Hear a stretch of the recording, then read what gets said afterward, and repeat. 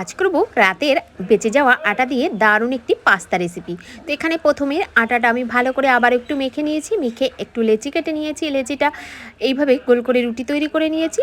তারপর সাইড দিয়ে কেটে বাদ দিয়ে দিয়েছি। তারপর চৌকো শেপের একটা রুটি তৈরি করেছি, মাঝ বরাবর দুই ভাগে ভাগ করে নিয়েছি, তারপর আবারও দু ভাগে ভাগ করে নিয়েছি। তারপর ছোট ছোট টুকরোগুলো নিয়ে ঠিক এইভাবে আমি পাস্তাগুলো তৈরি করে নিয়েছি।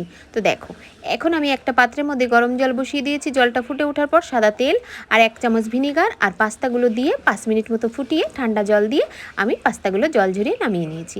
এখানে কড়াইতে কিছুটা সাদা তেল দিয়ে আমি ডিমের ভুজিয়াটা তৈরি করে নিয়েছি।